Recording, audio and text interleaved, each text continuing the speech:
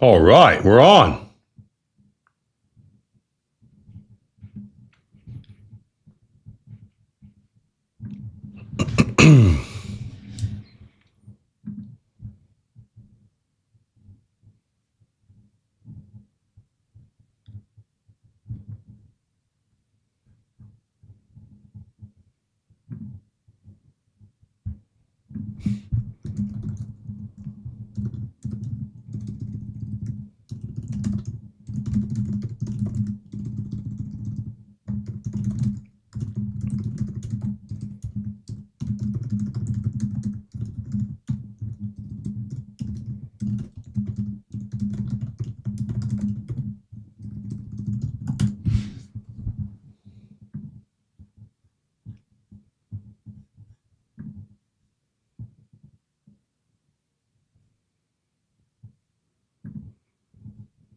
All right. This is my first time doing this, so hopefully at least a couple people show up. I didn't really do a whole lot of promo about this or anything like that.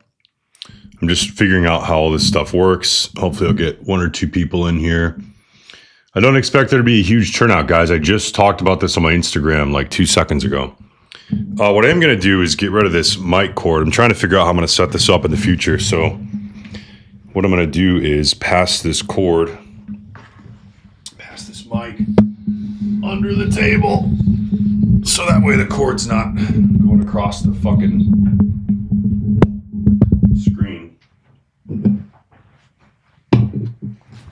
Hey, can you guys hear me? Does it sound good? I need to adjust this thing. Oh, this tank top is like not fitting me since I've been losing weight. What's up, Francis? What's up, dude? Hey, yeah, let me know if you guys can hear me. I think there's going to be a little bit of a delay. Okay, cool. Hopefully it sounds high quality. There's going to be a little bit of a delay between the time you message and the time I see it, but it should only be a few seconds. I set the buffer thing to low. Yeah, I'm influencing. I'm trying to start, doing shit like this and getting more people interested in the type of training that we do. So hell yeah, you guys. Well, I appreciate you guys being here. There really is no agenda this time. I feel like a Twitch streamer, dude. Like I'm going to be playing video games while you guys watch me. Maybe we'll do that at some point. But yeah, so, basically what we'll do is we'll just hang out in here for a freaking hour. And if you guys have any questions about anything, man, literally anything, I will answer them. Just nothing that's going to get me banned off of YouTube, please. But outside of that, it should be fine. YouTube is a lot more forgiving than Instagram is. That reel that I just posted, I just posted this reel about a gay couple that adopted kids and talk about how evil it is. And I thought that might get me banned, but so far it's not. So far it's good. But that shit is disgusting, you guys. Babies need their moms. They don't want to be. They don't want two dads. It's disgusting, dude. It drives me nuts. But yeah, so if you guys have questions, you can ask questions. If not, I'll be talking about maybe my own training, that kind of stuff, and kind of like what I've been working on. Yeah. So for myself, recently, I'm really big into being able to perform, right? Like lift like someone twice your size, move like someone half your size. However, part of being able to lift more is being more mechanically efficient. And so for me, being a taller, skinny guy, I need to be bigger. And so my training right now is focused on growth, right? So hypertrophy. So I've been in this kind of like cutting phase for the last probably like 3 months. And so I'm getting myself, to about, 9% body fat or something like that, 10% body fat, 9%. And then I'm going to be working on just growing slow over the course of the next year, because that yields the most amount of functional benefit for me. Funny enough. Yeah, dude. So what's up, dude? Hey, if you guys aren't subscribed to my YouTube channel, subscribe to my YouTube, because I've been recording a shit ton of videos and I haven't posted any of them yet. So I've actually got this massive bank of YouTube and Instagram content that I've been building up with I have like a social media guy that I hired, and we're building up like a month's worth of content. and then we're going to start trickling it out, so we're always ahead. But I've got like 5 YouTube videos done already that are going to be pretty good. So, and then the other thing too, guys, is I want you guys to tell me like what you guys want to see videos about, because like I know the type of shit that I search up on YouTube and like the titles that catch my eye. For instance, like obviously I'm really into like TRT and peptides. And so the videos that really catch my eye are the ones that are like optimal dose of growth hormone, like stuff like that, where it's like these like kind of key triggers, like the thing that I want to know, it somehow pops up. What I don't want to do is make a video that's like how to grow your biceps, like stupid stuff like that. So I think the more specific that you can get, like with niche topics, the better. So what I'm going to do is like, I'm going to take the questions that you guys ask and I'm going to use that stuff to then envision videos, YouTube videos. What's your favorite peptide right now? Yeah, dude. So man, it's tough because they all do different stuff, right? So for me, it's retatrutide, and it always will be, because I have a condition called bile acid malabsorption. Oftentimes this thing gets misdiagnosed as like IBS, but what happens is like if I eat a lot of food, I get really bloated and I get the shits. But this retatrutide stuff, dude, if I take like 1 milligram of it, digestion's perfect. And so what I actually found out just before my last little growth phase was that the reason that I had trouble growing and putting weight on over the years was because I just wasn't absorbing a lot of the food that I was eating, because I was eating like upwards of 6,000 or 7,000 calories a day pretty consistently and not gaining anything, partially because I have the appetite of a mosquito and the fucking metabolism of a hummingbird. But a big part of it was I just wasn't absorbing the nutrients. Now, I love retatrutide because you can keep your insulin sensitivity up. So if you're running growth hormone, if you're eating a lot of food, you can keep your insulin sensitivity up, which means you're going to partition more of those nutrients towards muscle as opposed to body fat. And then also has a secondary benefit if you have digestive issues. Sometimes it can help with that. I like all of them, man. I started taking GHK copper for the skin benefits, dude, because I'm Looksmaxxing, bro. And man, my skin looks amazing. I don't like to do the BPC 157 TB500, that glow blend, because BPC can cause anhedonia. If you guys don't know what anhedonia is, it's essentially like a lack of like, what's the word I'm looking for? Not drive, but like you just feel flat, like stuff doesn't excite you. And it definitely does that to me. And I think that BPC also is very overrated. I don't think it actually has a whole lot of evidence that it actually works really well in humans. I used to be a huge believer in it, not so much anymore. TB500, yeah.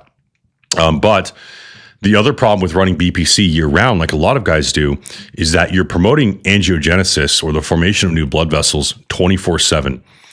And in conjunction with all the other, potential growth factors that you're running at the time, maybe you are increasing your risk of cancer through VEGF and some other mechanisms. So not a huge fan of the BPC. So I like to take the GHK copper in isolation, and I actually do 5 milligrams a day. And man, my skin's glowing, you guys. Look how fucking pretty I am. Look how shiny my head is. Anhedonia is basically not enjoying. Yeah, exactly. Not enjoying or caring about anything. You know what else causes anhedonia? Is ashwagandha. So not a huge fan of ashwagandha. It absolutely makes me feel super flat. I did try to use ashwagandha to reduce cortisol when I was dieting to help me with sleep. However, there are other ways like phosphatidylserine, eating some carbs and salt before bed. Growth hormone really helps. But there are a lot of things that you can do to reduce cortisol where you don't need it. I don't think ashwagandha is a great thing for people to be taking. Just my opinion. Yeah, I'm handsome maxing, you guys. I got this eye surgery, so I'm not afraid to talk about this stuff, all right? Like, this is actually a really good topic. So one of the things that I wanted to talk about, that I talk about all the time when it comes to fitness, is I talk to guys all the time that are like, well, I don't care about what I look like. I just want to be strong and capable. And I think that is such a lie, because every single man, if I asked him, hey, if I could give you big round softball delts like Uncle Randy and a 6-pack abs, you would say no to that? And they always say no. It's really important to feel good about the way that you look. And it's important for other people to perceive you in a certain light. Okay, because yes, it's important to be strong. It's important to be fast and be able to kill bad guys. But how often are you doing that? But every single day, you are interacting with people, and that is changing the trajectory of your life, which is a huge reason why aesthetics are important. So we have to train for all of these things. You can't see it as, oh, you're either a bodybuilder that only cares about the way you look, or you're a fitness guy that only cares about fitness. You should absolutely be both of these things. And so what I'm getting at here is the moment of vulnerability, you guys. I had these like bags under my eyes that were like permanent. It was just genetic. My dad has them. My grandpa has them. I can even see a little bit in my son. And the older I got, the more pronounced they became. And it was always a point of self-consciousness for me. And people would say, "Oh man, you look really tired." And I'd be like, "Thanks, dude. I'm just fucking ugly." And so I got a plastic surgery. I got them removed, and I'm happy about it, man. Like it makes me feel so much better about the way that I look. I'm not as like conscious of it, like when I'm doing my front-facing camera, and I got to get the lighting right so I don't look like I have these fucking giant bags under my eyes. And then that confidence that I am now exuding is going to help me in all of these daily interactions that I have with people, that then will change the opportunities that I get, which will change the trajectory of my life. So being jacked, looking good is literally the key to success, just as much as being fit is. So don't knock people that want to look good. Maybe I'll get fake bicep implants next. Does that GHK-CU sting when you inject? I've heard people complaining about that, trying to hop on that once my acne gets better from the doxy. It does sometimes, but I inject it sub-Q. So I don't do IM. I've done an IM, and when you do it IM, as in intramuscular, it does tend to burn a little bit more.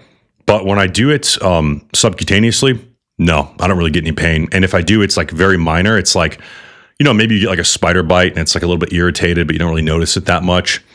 Now, what I actually do, you guys, excuse me. So I don't like injecting in the belly fat anymore, because I was doing that for a long time, and you build up scar tissue, and then it leaves this kind of like unsightly lump. So when I'm taking my, douchebag shirtless mirror selfies, I'd have these little lumps there. So I actually started injecting in my ass fat. So you have like the underside of your glute where it's like there's a lot of fat there. It's actually the last place that you lose fat when you're dieting for a bodybuilding show. And that's how you can tell you're like under 6% body fat, is you have strided glutes. Anyways, I pinch my ass fat and I inject it in there. And then it's fine. Where did you gain or learn all your knowledge about diet, hormones, training? Chat GPT. No, I'm just kidding. Okay, well, I'll tell you actually. So, and this is really good insight for you guys, because I do get a lot of questions about TRT. And so I'll tell you guys like my TRT journey here. So when I got back from Afghanistan, I don't know why, maybe it was a head injury I sustained or something like that. I started having symptoms of low testosterone. And this was 2011, when that wasn't really like a hot topic. And so I was like kind of Googling symptoms, and it was like, well, you could have low testosterone. I was like, nah, dude, I'm only like 21. And I started looking more into it. I was like, man, maybe I do have low testosterone. So I went to the clinic on base. They referred me to an endocrinologist out in town. An endocrinologist is a hormone doctor, by the way. And so I go to this endocrinologist. She pulls my labs. My testosterone is 361 or something like that. So at the time, 350 was the bottom of the range. We'll get into that in a minute, the ranges. So my level was low. My doctor was like, well, yeah, you're 21. You shouldn't be at 360. And I was like, well, I agree. So she said, we're going to put you on a supplemental dose of testosterone to bump you up, which made perfect sense to me. She's like, okay, you're at 360. We'll give you the equivalent of another 300, and then you'll be at 660. And I'm like, the math is mathing, right? That makes sense. I didn't know anything about hormones at the time. So she gave me Androgel, which is a topical testosterone cream that you rub on your body. And for a few weeks, I started to feel really good. And I was like, oh, this is great. Well, about the fourth or fifth week, I started to feel worse, and then worse and worse. And then it was worse than before. And so I went back into the doctor and I said, Doc, this stuff is not working. And she ran the labs again. And now my level was like 260. And I was like, how is this possible? I'm on medication, but my level came back lower. And she was like, oh, I don't know, blah, blah, blah. And so I was like, this seems kind of fishy. So I started doing a little bit of research on sex hormones, testosterone, estrogen, all that stuff. Well, one of the first things that you'll learn, guys, when you research this stuff is what's called the negative feedback loop. So when you take a hormone like testosterone from an exogenous source, meaning outside of your body will shut down its own production of that hormone. So you can't add to your testosterone levels. You can only replace them, hence the phrase testosterone replacement therapy, not testosterone supplementation therapy, right? Now, this is a board certified practicing endocrinologist that didn't know that. And this is day one stuff.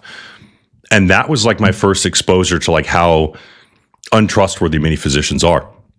And so ever since then, I have been super interested in learning about hormones and the science behind all this stuff. And obviously it was a natural marriage with what I do for a living, fitness coaching. And so, yeah, I'm 100% self-taught, you guys. I have had some pretty good physicians that have kind of mentored me that I've referred a lot of my clients to. But yeah, you guys, it's all self-taught stuff, which in my opinion is almost more powerful than learning it in school. Because when you're learning something in school, you're learning knowledge that's 20 plus years old. But I can go on the internet right now, which has the entire compendium of human knowledge. And if you have the discernment to be able to tell what's bullshit and what's not, you can learn a lot. Mind you, you have to be able to discern what is crap and what isn't. So you have to, you got to be a smart cookie here. But yeah, so that's how I get into that stuff, guys. All right. Literally injecting right now. Yeah, I bet you are, dude. Saw a YouTube comment you made on a Vigorous Steve Q&A from like a year ago, and it made me do a double take when I saw your name. Yeah, we do a little shit posting. The Q&A thing, I mean, Vigorous Steve is kind of somebody who inspired me to do this. I wanted to do something kind of similar. I figured this would be a good way for me to get a lot of questions answered, get to know you guys better. And then, like I said, get some ideas for YouTube videos. So I've got, like I was saying before everybody logged on, I've got about 5 YouTube videos made. And a bunch of like a month worth of Instagram stuff made that I'm going to release starting next month. So you guys can expect the content engine to be cranking here in a little bit. So if you haven't subscribed to my YouTube, please do so. I'd really appreciate it so that I can get more people on the channel and get some ideas of how to make videos that you guys actually want to see. So yeah, I didn't do a whole lot of announcing of this live. I literally just did it like once, 2 hours or like an hour ago. So I don't expect this thing to blow up or anything like that. But it is cool that there's at least a few people in here. So next time there'll be more. I'll send out an email to my whole email list. I'll be posting about it more on Instagram, and we'll get more people in here. But yeah, just kind of count this as like office hours, you guys. If you guys have questions about anything, fitness, supplements, testosterone, peptides, I don't care. It could be guns, it could be politics. Again, just nothing that's going to get me banned off of YouTube. You guys know what I'm talking about. There are certain groups of people that we're not allowed to mention in here. Also, these Stop Being Fat tank tops are available for sale. I don't make any money on them, but I think they're cool. And so I'll post up a link to them sometime on Instagram or something like that. But yeah, you guys, so what else can we talk about? I really need you guys to prompt me with some questions, man. Come on. Don't make me ad-lib this whole thing and look like an idiot. Trying to get my nurse practitioner license to start slinging peptides and TRT for the homies. Had a doc tell me before to inject weekly with taking AI once per week. Messed me up. Okay, so yeah, I'll tell you what, guys. Okay, so full disclosure, High Risk Fitness has a total of about 200 personal training clients. Spread out over all of our, my assistant coaches. And obviously a good portion of these guys are either on TRT or interested in it. And I've been doing this for 15 years. So I have seen thousands of guys' blood work and heard thousands of stories of, interactions with physicians with regards to testosterone. And, man, the quality of service out there is bad. All right, so I've seen doctors put people on all sorts of crazy protocols that really jack them up. Once a week injections, which I think is really not ideal.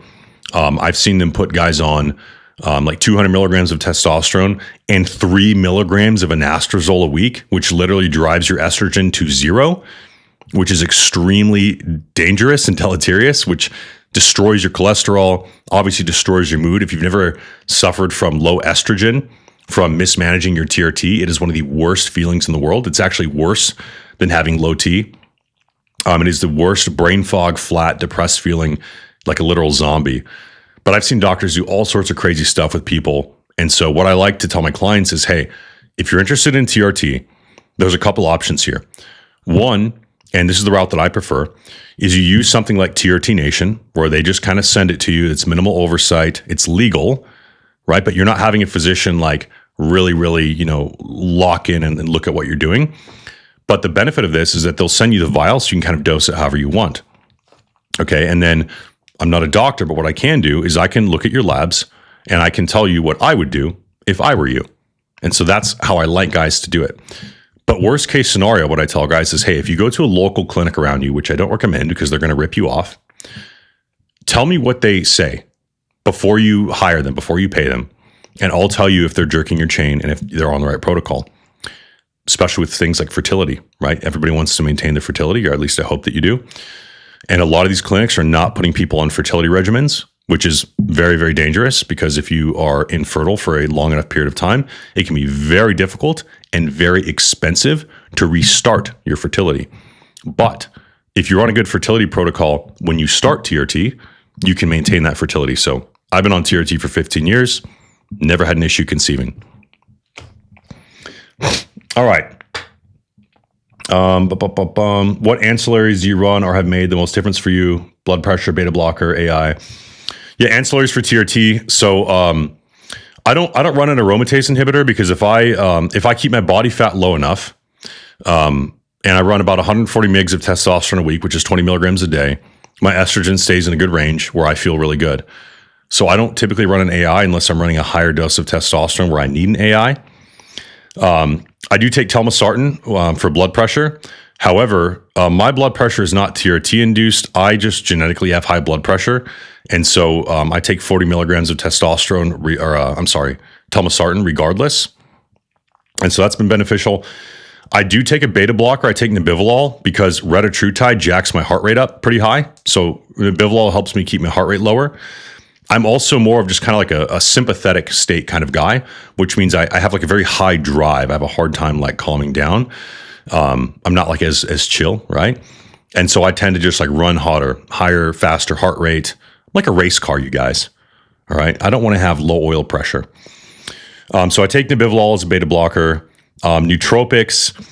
Yeah. So the only thing I'm going to say about nootropics is I have a company named Sonder that I started with my business partner, Dan Coe. And this is going to be the ultimate nootropic. It is going to blow everything out of the water. Alpha Brain, Newtonic. We're going to drive those guys into the dirt. Our product is cheaper and our product is 100 times more effective. There's certain claims that I'd like to make about it that I'm not allowed to because of the FDA. But I'll just say this.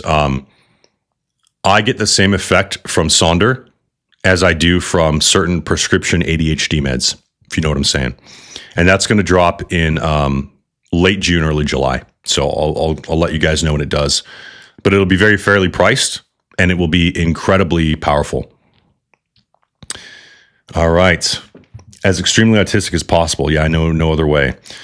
Never been a bald man who isn't bitter. How do you do it? Well, I'm tall and jacked, and so I'm not bitter about being bald. I think if I was like short and fat or short and skinny, then that would suck. But I think I make up for the lack of hair by being jacked. It kind of fits my look. Like I have this like felon look, and I have a good shaped head. I don't have like a wrinkly head or a weird shaped head, so I pull off the bald look good. So I'm not really worried about it. And actually, I found out I was balding because somebody took a video of me deadlifting one day from the front. And so I was like this, leaned over deadlifting. And I watched the video and I was like, oh, that's funny. Like the light is shining in my head. It looks like I have a bald spot. And the guy was like, bro, you do have a bald spot. And I was like, what? I was like, why didn't you ever tell me this? And he's like, I thought you already knew. And so I rewatched the video and I was like, hell no. I was like, I'm not going to be one of these guys that's trying to hang on to his hair. I was like 25. And so that night I just shaved it, dude. And ever since then, I just shave my head every night in the shower. All right. Rucking. I get questioned about going heavy, 60 plus pounds. Other people, idiots, claim that there's no benefit going past 20 pounds. Well, that would be like saying there's no benefit to going past a certain amount on the bench press, right? Or I do calisthenics instead of lifting. It's all dependent on the stimulus you're trying to create. So what I like to do, and it depends on that's such a weird thing to say. That's like saying there's no point in doing weighted pull-ups, that you could just do more with body weight. So what I like to do is I'll do a lighter, longer ruck, right? So that's more of like an aerobic distance. And then I'll do a heavier ruck that's like 25% of my body weight. And I'll do a mile for time. And I think it is really beneficial to alternate those two, just like with lifting, you guys. Some benefits of rucking people don't think about. So it's gonna help with your back health. It's gonna help with your core strength. Obviously, you're gonna burn a lot of calories. Obviously, it's a very useful skill to have, but you're also stiffening tendons and ligaments, and so it's really good for injury prevention too, which is why I love rucking. All right, question. If you had a client that was 115 pounds soaking wet and wants to gain weight besides nutrition, what would his training look like? His training wouldn't look any different than anybody else, okay? So sometimes guys will ask me like, well, how do you change your training when you're like bulking or cutting? I don't. Okay. The goal of training is always to increase muscle mass. Now that is, mitigated or allowed for by how much you're eating. Okay. But the goal of the training is always to build strength, build muscle. Now, if I'm eating less, that's going to happen slower, right? But I'm still going to train in the same way because I wouldn't want to like, why would I train different? So the training is completely the same, guys. If you're really skinny, it's all about eating enough food, right? And obviously getting hormones right and those sorts of things. But training completely the same. Training is going to be more determined about with like what you respond to and kind of where you're at in your training advancement. So you keep the training as simple as possible for as long as you can, right? And then you add complexity when you need to. But you should keep your training as simple as possible for as long as you can. And then you add more advanced methods when the more simple ones don't work anymore. A lot of people get sucked into like these really sexy ways of training that just like unnecessarily overcomplicates things. Where I usually meet my athletes is where they're a little bit more advanced, right? They're more of like an advanced lifter, and they require the more advanced protocols because they've just been going to the gym and lifting for a number of years and it's not working anymore. But you should keep it as simple as you can for as long as you can. Why would you overcomplicate something unnecessarily? What do you know about DSIP? Is it good for shift workers? Funny you'd ask that. I actually just ordered some DSIP and I'm going to be starting it whenever it gets here, hopefully early next week. And I will let you know. But I'm very hopeful for it. So DSIP, you guys, is a peptide. I think it's delta sleep inducing peptide. So it helps you get into delta brainwaves and helps you sleep deeper, essentially. And so that in conjunction with my other sleep stack, which is like some growth hormone, I do the tart cherry juice, I do some things to lower cortisol, and then I have some salt to prevent me from getting up to pee in the middle of the night. So I'm hopefully DSIP is going to be a nice addition because sleep is incredibly important, guys. I've heard people say that DSIP does a lot for them. I've also heard people say that DSIP does nothing for them. So who knows? Your thoughts on workouts until failure. When is it appropriate? When do the benefits outweigh the cost? My runs are higher RPE, almost feel like my legs are super heavy. My runs are higher RPE, almost feel like it when my legs are super heavy. Yeah, so I don't really train to actual failure, really ever. I don't think there is any benefit that you get from training to failure versus 1 to 2 reps in reserve, typically. But you do dig yourself into a more recovery deficit. And so I don't think the trade-off is really ever worth it. If you're doing something like bicep curls, okay, whatever, dude, train to failure. But if it's something like heavy compound where you're like loaded axially, like a squat or a deadlift or even like a hack squat, something that's like going to be really taxing, I don't think the trade-off is worth the benefit. I don't think there really is any benefit to reaching actual failure. If this 115-pound client is training as simple as possible, what would his diet look like? Calorie intake, macros, etc. Well, I mean, it depends on the person, man. Okay, so here's what we got to think about, right? We want a lot of calories in this person, but they don't need more than they need. Okay, so it doesn't matter how much you weigh. Right? The amount of calories that you eat are going to be determined by the outcome that we're getting. So obviously if you weigh 115, you need less calories than if you weigh 215. Some considerations would be like appetite would be one. So if they're 115 because they have a shitty appetite, then you might have to think, okay, maybe I have to give this guy some more palatable foods that he can get down easier because maybe he can't just eat meat and rice every meal because he doesn't have the appetite to eat enough calories to grow. But I would say, to the best of your ability, keep the food clean, vertical diet style. That's my preferred methodology. And then you add in junk food, right? Or cheats or simple sugars and things like that as needed if you need to crank the calorie content up, but the appetite is not cooperating. But I can't tell you like what his macros should be. I'll tell you this: I'm not a low carb guy.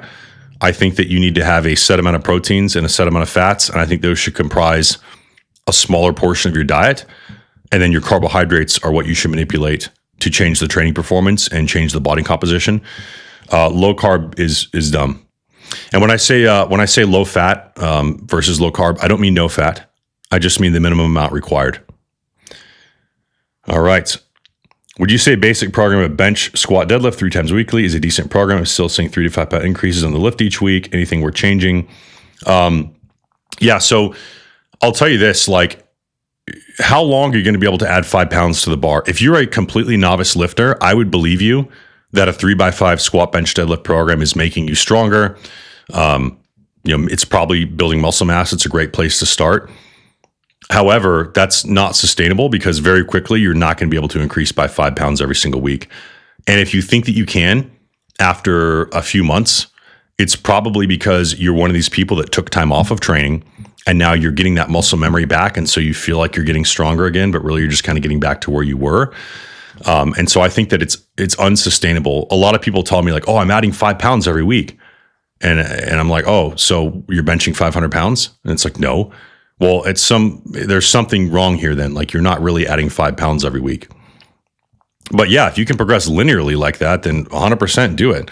I will say this, if you're only squatting, benching, and deadlifting, you are leaving a lot on the table because nobody is going to develop, very few people are going to develop all of their musculature equally in those movements. So for me, for example, I have super long legs.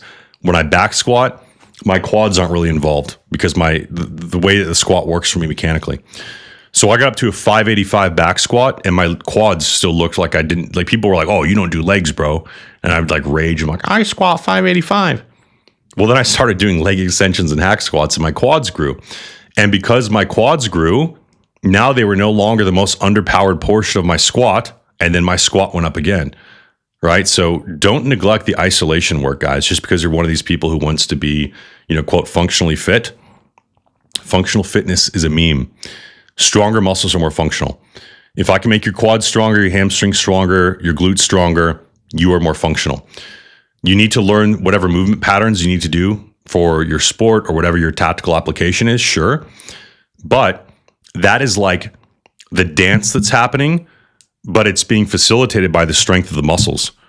Does that make sense?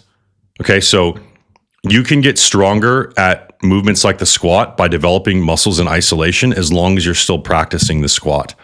So don't knock the isolation stuff, guys. Muscles either get stronger or they get weaker. They get bigger or they get smaller. There's nothing magical about a squat versus a leg extension when it comes to quadricep development. What are some, hold on. So track calories and monitor progress. Yeah, I'll give you guys a quick rundown of how we do that. Okay. So here's how we monitor progress with diet. So if you're trying to gain weight, I'm going to figure out the proteins, carbs, and fats that you probably need to maintain your body weight. And then I'm going to increase the carbohydrates by probably like 100 grams. And we're going to see your body weight start to climb slowly and watch your training logs and make sure that you're getting stronger in your training, right? Once that weight gain stalls, then I'm just going to increase you by another 100 grams.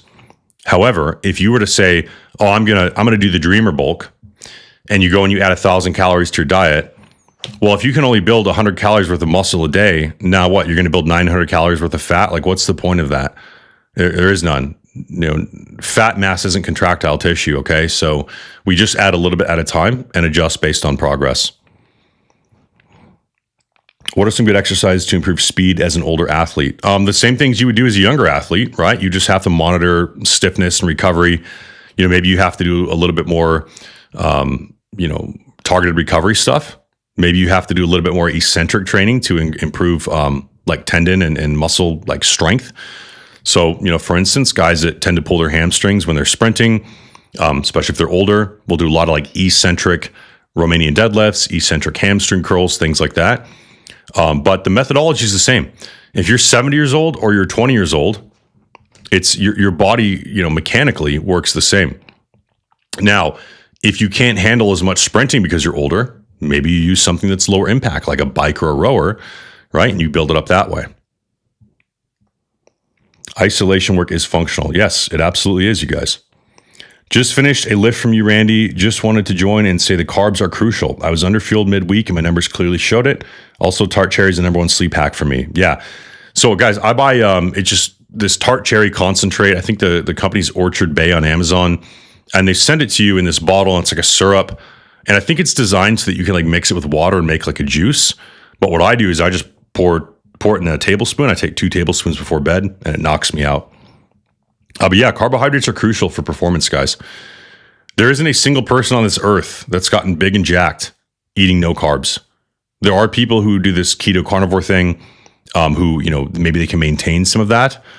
But there's a reason that there's no Olympic athletes that are carnivore or a keto.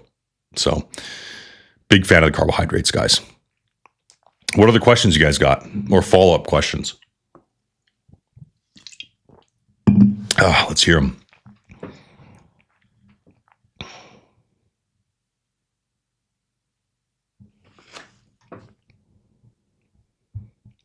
Keep spamming me with questions, guys. Don't. The other thing that I might do next week is I might preload some questions. So I might have people submit questions for me to answer and then open up the chat. That way there's less dead space in the video. I think that's what Vigorous Steve does. But yeah, man, the carbohydrates are key. And you want your carbohydrates to be clean. And by clean, I mean easily digestible, which is why I'm a huge fan of the white rice. People will say, well, white rice has no vitamins, no nutrient value. Well, that's fine because I'm getting all my micronutrients from other foods. So the carbohydrates are literally just a substrate for energy. I'm not using them to fulfill any kind of micronutrient requirement.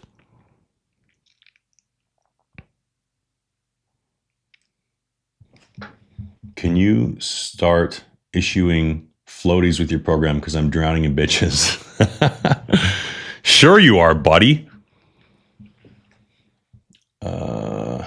There's a little bit of a delay in the chat here.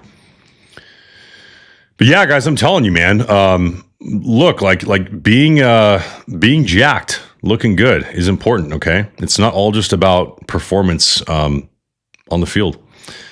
I'm addicted to caffeine. Same. Thanks, DOD. And I have taken notice on the 2 types of B12 in them. Any real difference there?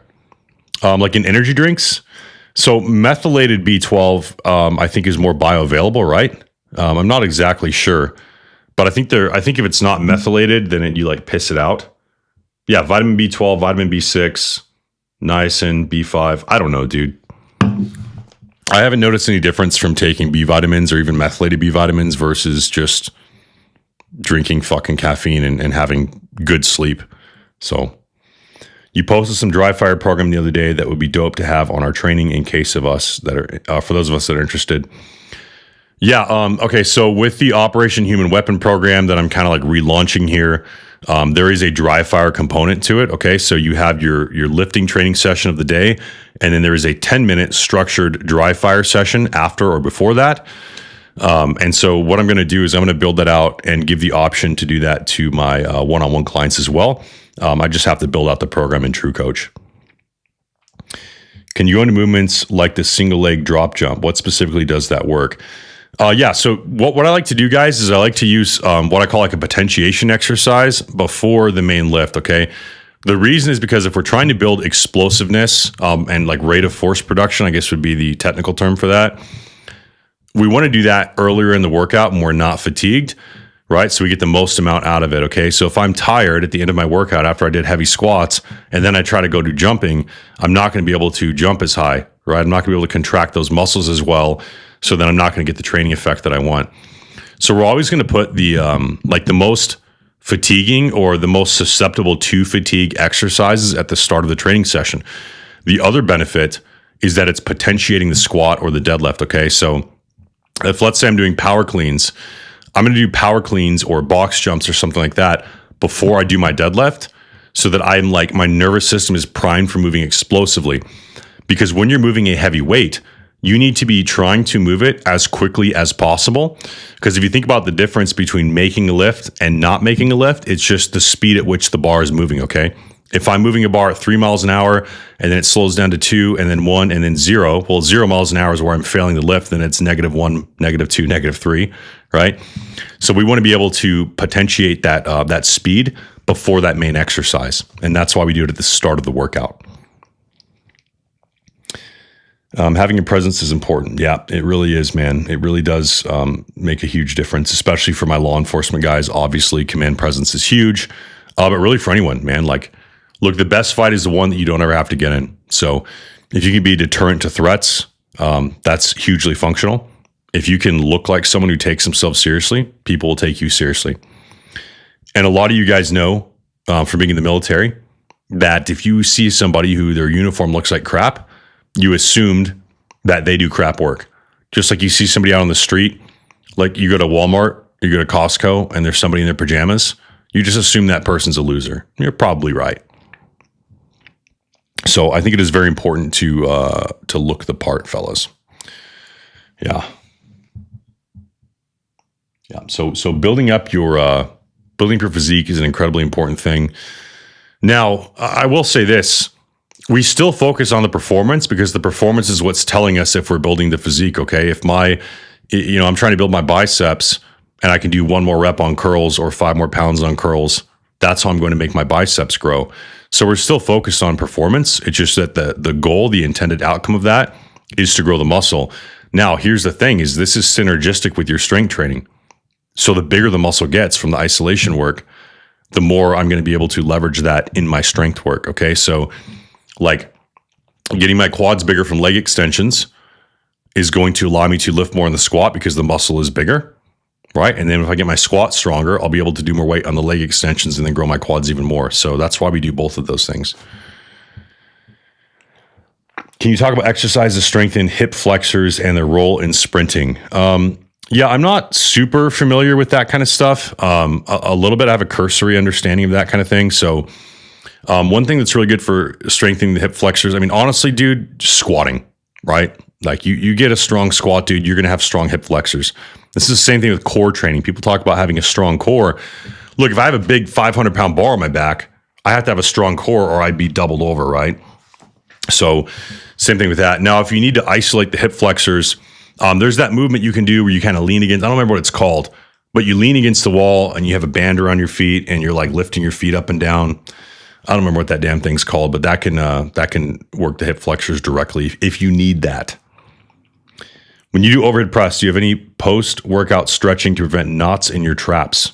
Yeah. Okay. So the number one thing that you can do, guys, to prevent like neck and trap pain, and honestly a lot of shoulder pain, because a lot of shoulder pain comes from the traps being tight, with the traps in the neck, is what I do is I get a barbell and I put it in a squat rack at about chest height. On one end of the bar is a 45-pound plate. On the other end of the bar is empty. What I do is I stand under that empty side of the bar.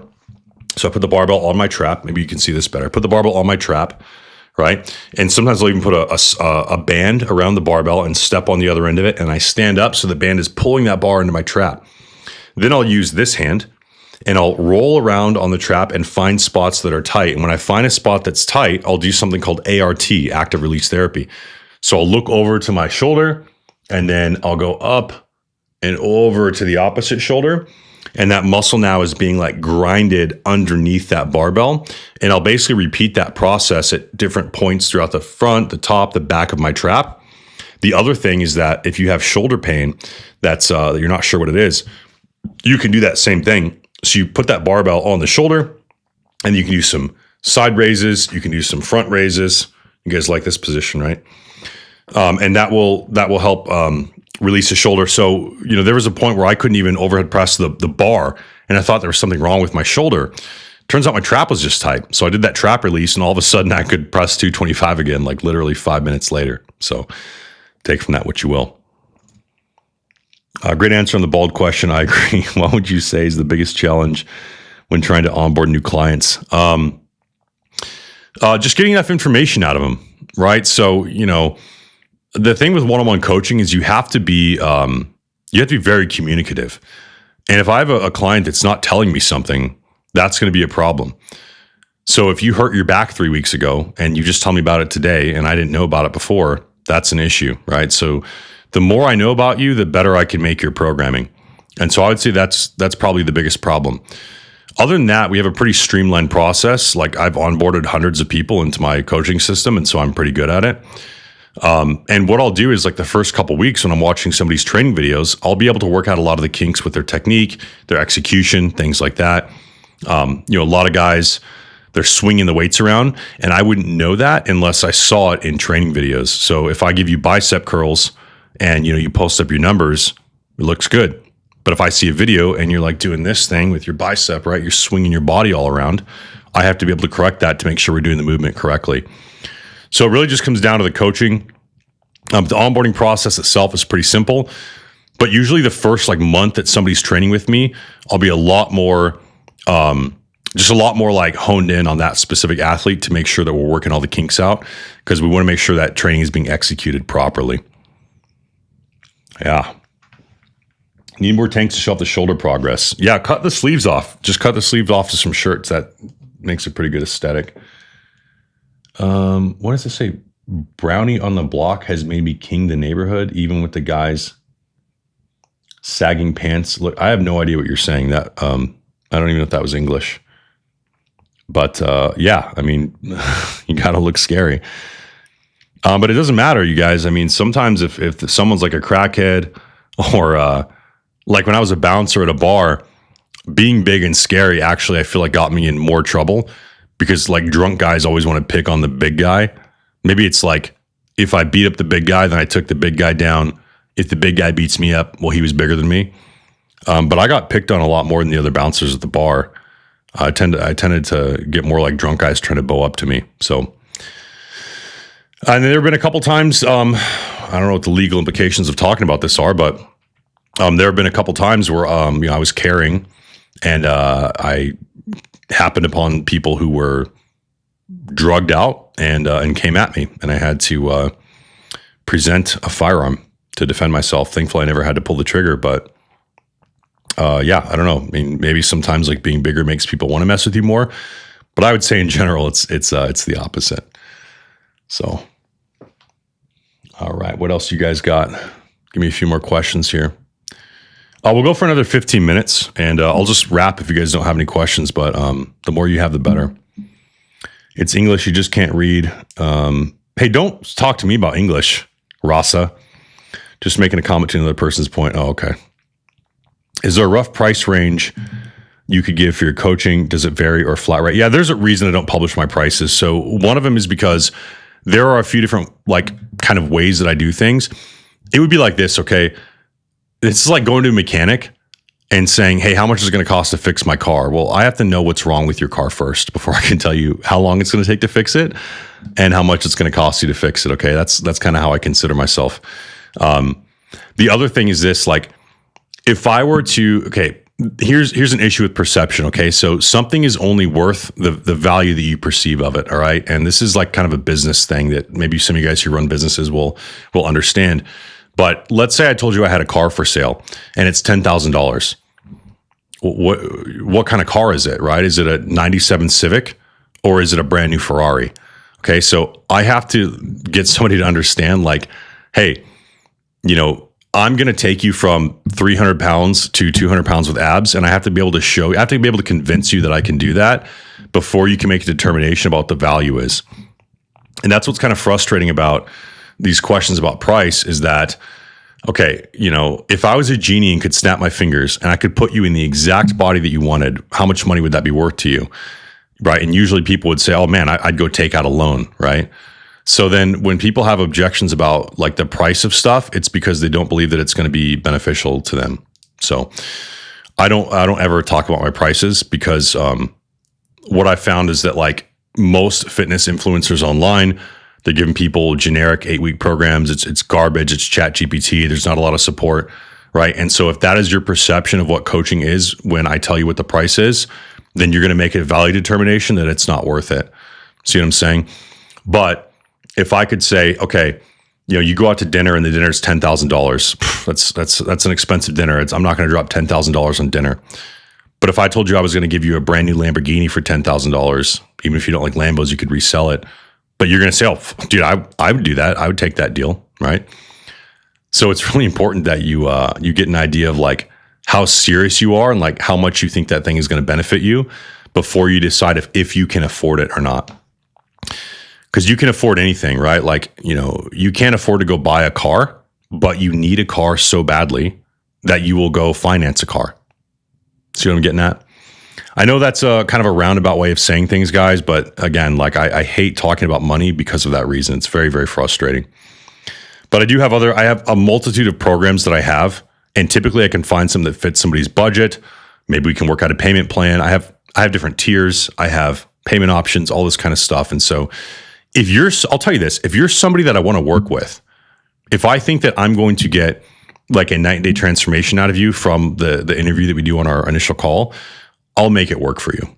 So worth every penny, been a life changer. Yeah. And so that's the thing. That's the frustrating thing is like, unless you know that it's actually going to change your life, and you see people, if you see other clients that I have saying, oh, this is going to change your life. If you don't see that, and you're so used to like where you're at, and you're like, your perception of the amount of progress that you can make is like very minuscule, you're not going to spend money on that. And rightfully so.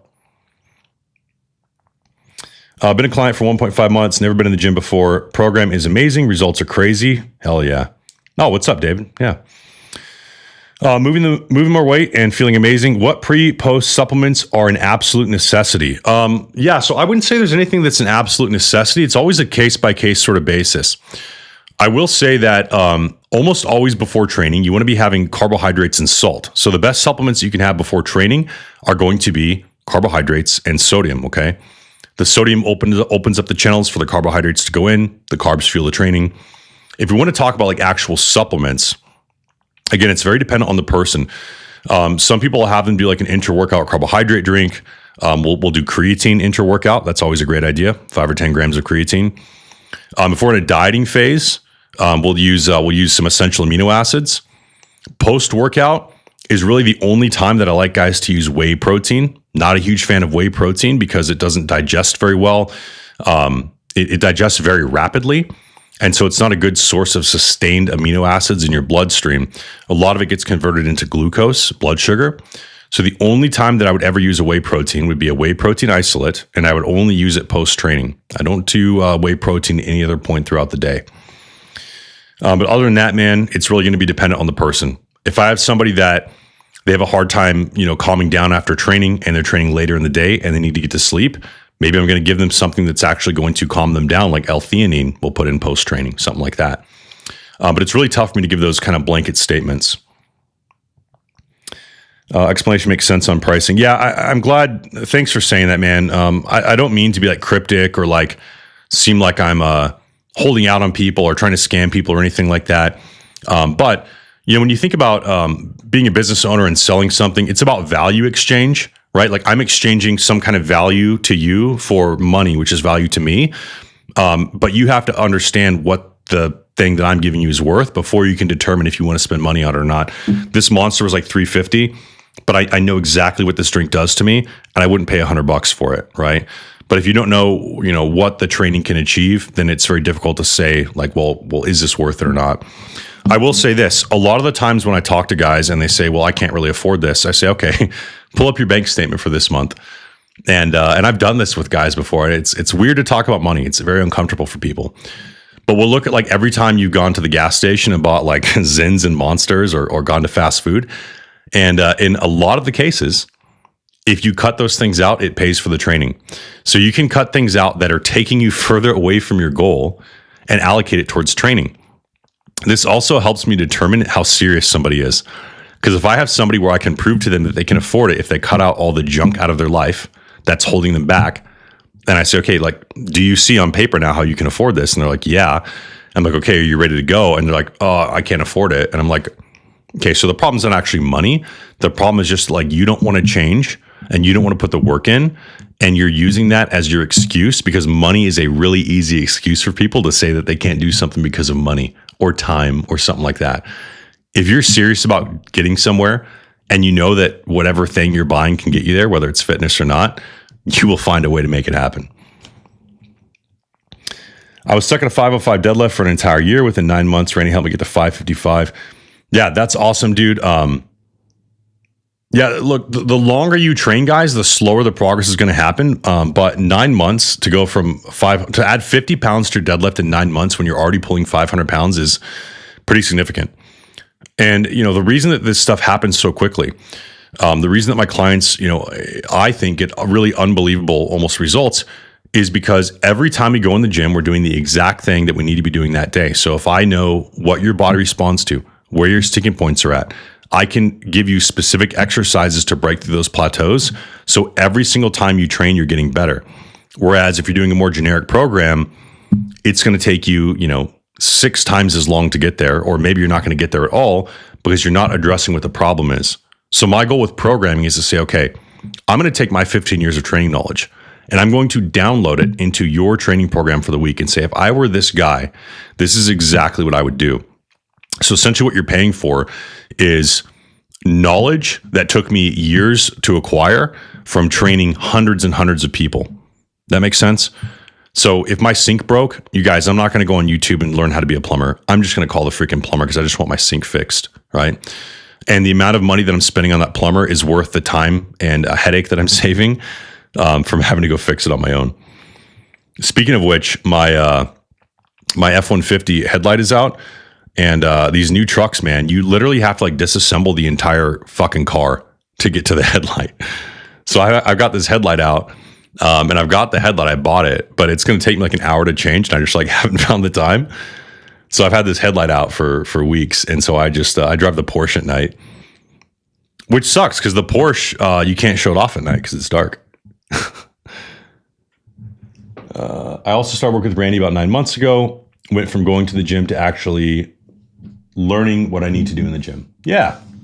Okay. So, here's the thing too, is a lot of people are in the gym and they're spamming redundant exercises. And that's a really, really great thing to talk about. So think about this, guys. If you are like, well, I want to get really strong, I want to build a bunch of muscle or lose a bunch of fat and build myself. What a lot of guys will do is they'll have a back day, a chest day, a leg day. What you don't realize is you are wasting so much time doing redundant exercises. Okay. If I go in the gym and I do a cable row and then a dumbbell row and then a seated row and a barbell row, I literally just did the same thing 5 times. So my muscle doesn't know what is in my hand. All it knows is this muscle is contracting, and the muscle only contracts in one way, right? There aren't multiple ways to hit your biceps. There's not multiple ways to hit your triceps. All this targeting the different heads is pseudoscience. Okay. So we get in there and we get the one thing done for that muscle or that movement pattern that we need to get done. And then we move on to the next thing, which is why most of my clients are training 3 or 4 days a week. And most of their sessions aren't taking more than an hour. The only time that your session would take longer would be if you're stronger, like someone like Modesto, he's pulling 555 pounds. It's going to take him longer to warm up to that 555 pounds than it would if you were deadlifting 95 pounds. Maybe you'd only need 1 warm-up set. Someone like Modesto, who's pulling in the 500s, if we're going to get heavy that day, 1, he's going to need more time to work up to that weight, and 2, he's going to need more rest time between sets.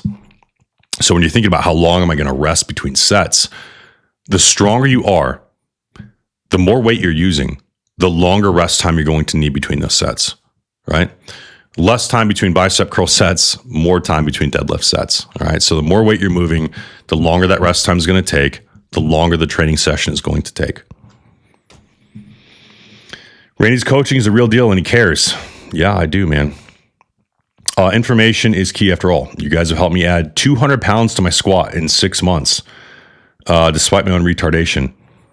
I don't know if you've added 200 pounds to your squat. I mean, maybe not 200 pounds worth of muscle in the squat, but maybe you just weren't proficient with the squat before. I don't want to make crazy claims about my training. You can add 200 pounds to your squat in a month. But I will say that a lot of the times we'll unlock a massive PR by addressing some little thing that was holding you back, right? So if you've been kind of stuck at this position and then we fix the problem, now all of a sudden your body just skyrockets progress. So that's why it happens a little bit quicker. How long do people usually stand as a client with you? I would say the average is about a year. Yeah, probably about 12 months would be the average. I have people that I've been coaching for multiple years. I've got clients I've had on the roster for 6-7 years. And then there are people that they stay for 6 months and, they're happy and they move on to the next thing. And then, there are also people that they make progress. And then that 6-month mark happens where, they're up for re-sign and they talk themselves out of it, not because of lack of progress, but because they haven't really made that identity shift yet where they just want to train and they're still in that mindset of like, how can I get out of this? Like, how can I get out of doing this difficult thing? And then inevitably they go back to what they were doing before and they get fat again, or they lose strength, or they stall. Not to say that you don't gain knowledge and then you can go off and do it on your own. That's totally fine with me. But I did have a client recently who they told me they wanted to take a break from training, like just in general, not from training with me, but from training. And I was like, take a break from training. Like, is that how that works? Like you just, you build yourself up and you get really strong and then you just stop for 6 months and you go back. And like, I mean, that's the entire problem that you had before, right? So even if it's not training with me, stopping training is ridiculous. Maybe you reprioritize your time. Maybe you go into like a maintenance mode for a little bit and train twice a week because you have a lot going on. But saying I'm going to take a break completely from fitness is absolutely insane to me. It was certainly a correction of an issue. No mistake in that. Yeah. I mean, look, if we can fix your technique on something, you're going to get stronger, and by virtue of fixing the technique. But then also now you're going to unlock, again, new levels of strength because now you're not going to be held back by the technique. What's a good man? Do you still work at Tier 1 Concealed? What's good, man? You're asking me like a philosophical question. What's a good man? No, I don't. I worked at Tier 1 Concealed for, I think, 2 years. I still coach Jared, the owner, and then Sawyer, Clark Shooter on Instagram. I met a bunch of guys that I met through Tier 1 I coach as well. But no, so I decided to just go off and do my coaching thing full time. When I was working at Tier 1, at some point, I just wanted to do that. It was nothing wrong with the company. I didn't get fired. I didn't quit because I was mad about anything. I literally just wanted to focus more on doing my own thing and being a business owner. Look, I'm one of these people that I could have the coolest job in the world, which I did. Tier 1 Conceal was awesome. Firefighting was awesome. I just don't like somebody else being able to tell me what to do. I don't want some other man to tell me when I can eat lunch. It just doesn't sit right with me. Even if you're the coolest boss in the world, even if I'm compensated really well, I just don't like the idea that I have to be somewhere at a certain time and you're telling me to do it. And that's actually why I didn't like the military. I did well in the Marine Corps. I made sergeant, E5 by the time I got out. I never got NJP'd. I was well liked by my peers, at least I think. But I just didn't like the fact that like I couldn't quit if I want, like I couldn't leave if I wanted to. I don't know, man. I just don't like it. So I like running my own business because I'm completely in charge of everything. So, but Tier 1 Concealed is awesome, man. It was a great job. Love those guys. I only run Tier 1 Concealed holsters. I've got one right here behind me. Oh, you guys can't see this staccato. And I guess I can't sell GONS on here, but if you guys are interested in this staccato C with an acro and 4 magazines and a Tier 1 Concealed holster, I know where you can find one. Oh man, a monster is gone. I'll stay on for like 5 more minutes, guys, and then we'll hop off. Nothing wrong with that. What's the current EDC setup? Okay, so my Gen 6 Glock 45 is finished. I got a 7-port on top. I got a tactical pontoon trigger, which I've never used them before, but it's one of the only Gen 6 options right now. They don't have the Glock performance trigger. So I got the ports, that trigger, an SRO, and like an extended slide release. But right now my EDC is this Gen 5 with the Holosun. So I'm a big fan of the SRO. I wanted to try the Holosun out. I don't know what it is. Like a dot's a dot, right? Like you either find the dot or you don't. The window here is pretty compact. And so I don't know, like the SRO, like that bigger window for some reason just makes me more confident with my shots. Also that smaller 1 MOA dot. But yeah, this is all I carry, guys. This is completely stock other than the Glock performance trigger. I'm just not big on like tricking out guns. And my big thing is if I'm going to EDC a gun, I need to know that it's going to work every time. So I don't like doing experimental stuff. Like the rifles behind me are stock because I need to know that if I ever have to use that weapon in self-defense, that it's going to work 100% of the time. And I've seen too many people trick out their guns and have all sorts of malfunctions on the range. And I can't afford to have that happen in a real world situation. And, I consider my guns real world use. And so the only time that I would have a gun that I would like really trick out would be, I guess, if I didn't plan on carrying it. But yeah, this thing is pretty much stock. The reason I like the 45 is because I have big hands, so it's got the 17 grip. but then it's got the 45 slide length, so it is easier to conceal appendix. Any thoughts on fasting or intermittent fasting? Yeah, I hate intermittent. I hate intermittent fast. I hope I don't get banned for that. Yeah, I think fasting is a meme. I think it's a trend. I think it's silly. People say you can improve insulin sensitivity. Okay, you can improve insulin sensitivity with exercise and proper diet and supplements and getting less fat. The only time that I like fasting is if you have like severe metabolic derangement and we need to like have you lose a shit ton of fat really fast. That's also the only time that I'll have somebody do like a really low carb diet, is if we need to like massively drop body weight really quickly, but it's not sustainable. So the problem with intermittent fasting and low carb and stuff like that is you will experience downregulation of the thyroid. Okay, so your thyroid will stop pumping out hormone as much. What's going to happen is your body fat loss is going to stall. You're not going to be as energized for training, so you're not going to be able to build as much muscle mass. There's a lot of evidence that intermittent fasting leads to atrophy of muscle, which is obviously not what we want. I want you to have as much muscle as possible and maintain that muscle while losing body fat. If you lose fat at the same time you lose muscle, your metabolic rate is now declining. So now you're going to be maintaining on even less calories, which is not what we want. We want you to be able to eat as many calories as possible to fuel training and muscle growth and strength without getting fat, right? So the way that we do that is by titrating those carbohydrates down slowly over time. So not a big fan of the fasting. I do a 72-hour fast once or twice a year because there is some autophagy benefit, and also it's kind of like a mental strength thing for me. It's like a discipline thing. But as like an actual diet strategy, I think it's a meme. I think it's silly. Like cold plunging, I think is dumb. Not a big fan of it. If it works for you, great. I found with my clients and myself, it's not sustainable long term. It's one of these things that is like niche, and it lets people feel like they have some kind of hidden knowledge and they're on some kind of team. And people really like being on a team, which is why people are like, I'm MAGA or I'm this or I'm that. It's not because it's actually the best thing. It's usually just because people like to belong to a team because humans are tribal. What's a break? Yeah, I don't understand the idea of taking a break with training. I think that's really silly. Again, like I think that deloads are good. I think that reprioritizing is sometimes necessary. But if somebody's saying like I need to take a break from fitness, you're just making a freaking excuse for yourself, dude. You know you are. I was sort of rage baiting you, but wanted to with the fasting, yeah.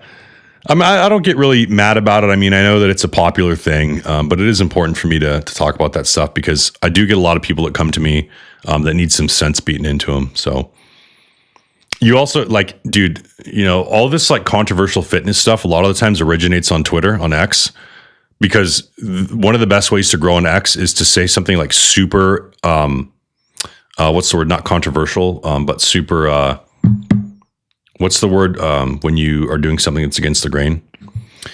And that's the way that people will grow on Twitter. They'll say something that's like totally crazy off the wall, and then people will fall like something that's very unsubstantiated, and then people will jump on it because it makes them feel cool, like they have some kind of special knowledge. So in the PED world right now, there's like this big thing about doing injectable DHT, or there's a thing with like doing a cycle with no testosterone. Like people just try to reinvent the wheel. Contrarian. That's the word I'm looking for. People are contrarians. Yeah. All right. So yeah, I hope this was helpful, you guys. I'll take one or two more questions and then I'll log off here. Then I'll post the recap. But yeah, I would say a pretty successful Q&A. Had a lot of questions and got some ideas for videos. Actually, before you guys sign off, let me ask you this favor. What do you guys want to see me make a YouTube video about? Because I have 5 YouTube videos that I've made based on stuff that I hear a lot, like questions that I hear a lot and issues that I hear a lot of guys have.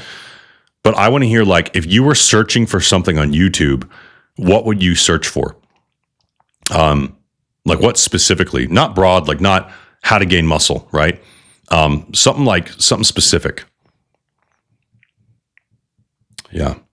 If you guys have anything that you would like me to make a longer form video about, like really deep diving and explaining, that would be cool. Trying to grow the old YouTube here, get the content ecosystem going for the next time I inevitably get banned on Instagram for posting Catholic content.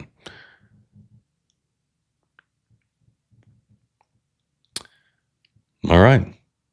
I guess that's it, guys. So appreciate you guys coming on. If you have any other questions, you can DM me. If you guys are interested in training, I don't know how many of you guys in here are clients, probably a good amount of you. You can go to my Instagram page. There's a link in my bio, or you can just go to highriskfitness.com and you can see what I do for training. You can apply for training on there. I have all my programs and sorts of stuff like that on there. And yeah, that's how you can get started. Video about lunges, technique mainly. Okay. Yeah, that might be something that's like a short, like a YouTube or like an Instagram type video, but I can make something about that. Any single leg work is really good, guys, because when you are like if we're trying to bring our squat up, inevitably you're going to have one limb that's stronger than the other, right? So if we can do single leg work and we can bring that lagging leg up, then you can unlock a new level in the squat. So I'm a big fan of doing single leg work. Yeah, that should wrap it up, guys. All right, guys. Well, I appreciate you showing up. Thanks for showing me support. My first ever live stream went pretty well. I'll post a recap. Yeah, I'll talk to you guys soon.